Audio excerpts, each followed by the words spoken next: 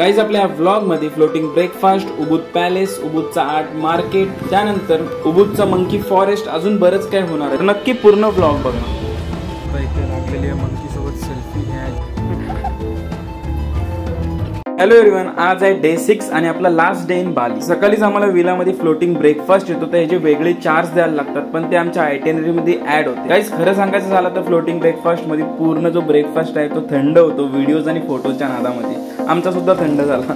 Breakfast झाल्यानंतर आम्ही resort मधनं स्कूटी रेंटवर घेतली 500 रुपीज पर डे, कारण आज आम्ही उबूद स्वतःहून एक्सप्लोर करणार होतो. हे काय आमच्या आयटेनरी मध्ये ऍड नव्हता. थोड्याच वेळात गाइस आम्ही उबूद पॅलेसला पोहोचलो. समोरच आईस्क्रीमचा शॉप बघितल्यानंतर आम्हाला आईस्क्रीम खायची क्रेविंग झाली.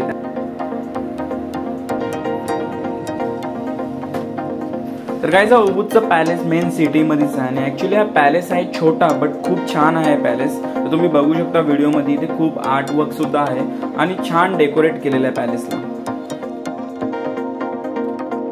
तर या गेटची तर सगळे व्हिडिओज फोटोज काढत होते. आम्ही सुद्धा व्हिडिओज आणि फोटो शूट केला आणि लगेच निघालो उबूदच्या आर्ट मार्केटमध्ये.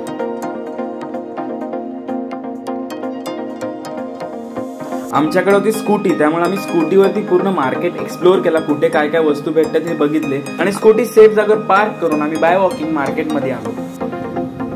आता आम्ही खूप मार्केट केले, टेम्पल्स केले, सगळं केलं. आता आम्ही असं चाललो आहे स्वतःहून बाईक घेऊन.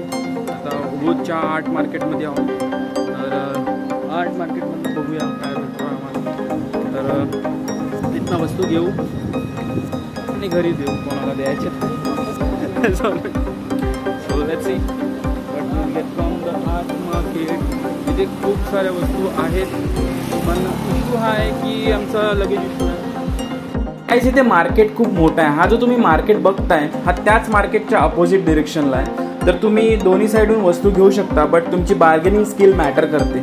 जेवढा बार्गेनिंग कराल तेवढा तुम्हाला स्वस्तामध्ये भेटेल इथे गोष्ट. आणि गाइस मी तुम्हाला सजेस्ट करेन की तुम्ही उबूदमधनंच मार्केटिंग करा, कारण की ते सगळ्या प्रकारच्या वस्तू आहेत आणि मार्केट सुद्धा खूप मोठं आहे. बस एवढंच सांगेन की तुमची बार्गेनिंग स्किल मॅटर करते. त्यानंतर गाइस आम्ही थोडे फ्रुट्स घेतले. तर गाइस तुम्ही सांगू शकता कुठला फ्रूट आहे, कमेंटमध्ये मला सांगा कुठला फ्रूट खातोय मी. गाइस तसं बघायला गेला तर कुतामध्ये सुद्धा सर्व भेटेल, बट उबूदमध्ये इथे सगळ्या प्रकारचे शॉप होते लाईनीमध्ये. कुतामध्ये पण शॉप्स होते, पण ते वेगवेगळ्या स्पॉट्सवरती होते. तर इथून थोडी शॉपिंग केली आणि आपल्याला जायचं होतं मंकी फॉरेस्टला, जो आपला आजचा मेन स्पॉट आहे. तर गुगल मॅपच्या मदतीने आम्ही पोहोचलो उबूदच्या मंकी फॉरेस्टला. तर गाइस इथे पोहोचल्यानंतर आम्ही तिकीट काढला. तिकीट अप्रॉक्सिमेट 400 ते 450 रुपयामध्ये असतो.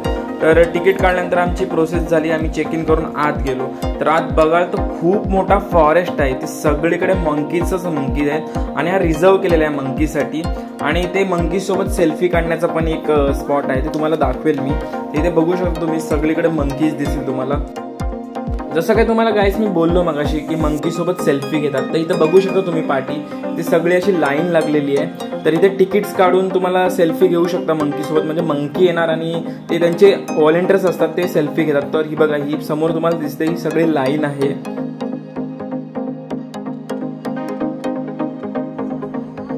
तर गाइस ही बघा, ही समोर व्हॉलेंटियर आहेत, ते त्यांच्या हातामध्ये फूड देऊन आता मंकी मांडीवरती बसणार वगैरे आणि ते सेल्फी काढणार. ही अशी सगळं आहे, ह्याच्यासाठी तिकीट्स होते. तर गाइस ही सगळी प्रोसेस बघितली मी आणि बघितलं चल आपण सुद्धा ट्राय करून बघूया. तर तिथे फूड पडलं होतं, खूप सारा फूड होता. तर असंच ट्राय केला. तर लिटरली मंकी आले तिथे, मांडीवर बसून खाल्लं वगैरे त्यांनी.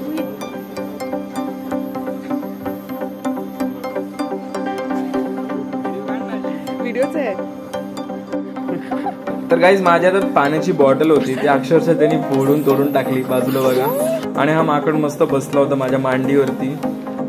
तर गाइस हा मंकी फॉरेस्ट खूप मोठा होता. आम्हाला मंकी फॉरेस्ट एक्सप्लोर करायलाच 2.5 ते 3 तास लागले. हा समोर जो आहे हा मंदिर आहे आणि इथे सगळे फोटोशूट्स वगैरे करतायत. तर गाइस लिटरली या फॉरेस्टमध्ये मंकीजसाठी हॉस्पिटल, मंकीजसाठी म्हणजे मंकीज ऑफ झाल्यानंतर त्यांच्या अंत्यविधी करण्यासाठी पूर्ण प्रोसेस जी गाडतात त्यांना, ते सगळं इथे खूप काय मंकीजची सोय केली जात होती आणि मस्त प्रकारे छान प्रकारे करत होते. पाण्याची सोय, खाण्याची सोय, सगळे इथे मंकीजची छान व्यवस्था होत होती आणि इथले मंकी खूप फ्रेंडली होते. हा बघा गाईस, इथे बघू शकता तुम्ही, हा खेळतोय माझ्यासोबत। इथे टुरिस्ट खूप येतात, त्यामुळे ह्या मंकींना सवय झालेली आहे लोकांची, त्यामुळे इथे हे मंकीज तुम्हाला काहीच करत नाही, फक्त पाण्याची बॉटल आणि खायची काही वस्तू असते ते तुमच्या हातातनं खेचून घेतात।